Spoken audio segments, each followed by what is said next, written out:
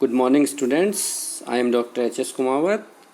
जैसा कि आपको मालूम है, हम देख रहे थे reconciliation of cost and financial accounts. आज हम रिकॉन्सिलेशन स्टेटमेंट कैसे तैयार करते हैं उसके बारे में देखेंगे। तो ये देखिए, आप रिकॉन्सिलेशन स्टेटमेंट बनाएंगे और नॉन इंटीग्रेटेड अकाउंटिंग सिस्टम में जो कॉस्ट अकाउंट्स की बुक सेपरेट थी और फाइनेंशियल अकाउंट्स की सेपरेट होती है, तो दोनों के जो प्रॉफिट में डिफरेंस आ रहा है, क्योंकि कॉस्ट अकाउंट्स का डिफरेंट प्रॉफिट आएगा, फाइनेंशियल अकाउंट्स का डिफरेंट प्रॉफिट आएगा, तो दोनों के प्रॉफिट में जो डिफरेंस आ रहा है उसका क्या रीज़न है, उस बेस में हम ऐड और लेस करेंगे तो लास्ट में रिकॉन्सिलेशन हो जाएगा। जिस प्रकार आपने बैंक रिकॉन्सिलेशन स्टेटमेंट पढ़ा था पहले 11th में, उसमें हम रिकॉन्सिलेशन करते थे हमारी बैंक की पासबुक में जो बैलेंस है वह और बैंक के स्टेटमेंट में जो बैलेंस है, दोनों में जो डिफरेंस आ रहा है उसका क्या रीज़न है। ऐसा ही हम इसमें रिकॉन्सिलेशन कर रहे हैं कि कॉस्टिंग बुक्स में और फाइनेंशियल बुक्स में जो प्रॉफिट डिफरेंट आ रहा है वह किस रीज़न से आ रहा है, इसलिए हम ऐड और लेस करेंगे इसमें। तो ये देखते हैं रिकॉन्सिलेशन स्टेटमेंट। सबसे पहले हम देखते हैं उसके रीजंस के बारे में, हम प्रीवियस क्लास में देख चुके हैं। तो इसमें देखते हैं, if a certain item has decrease the profit shown in financial accounts in comparison to the profit shown in cost accounts, the amount of that item should be subtracted from the profit shown in cost accounts for every item of difference.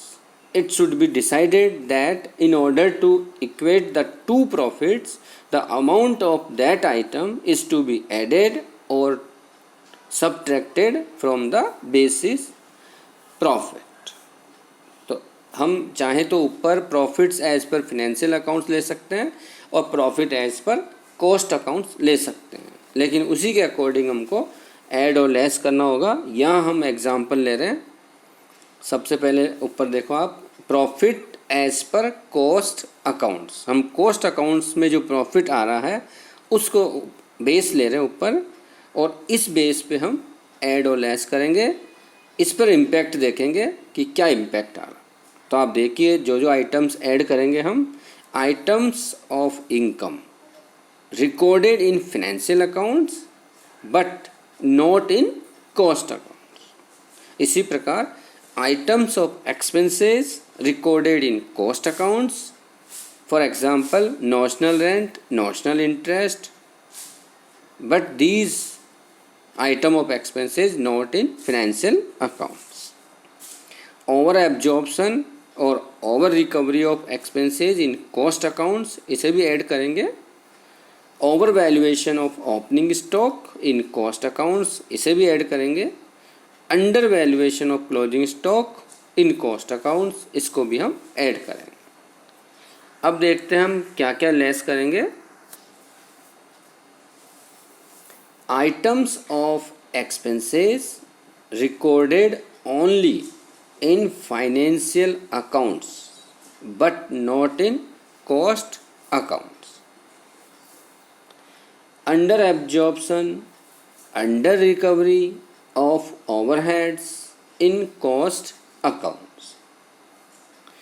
Abnormal losses recorded in financial accounts but not in cost accounts.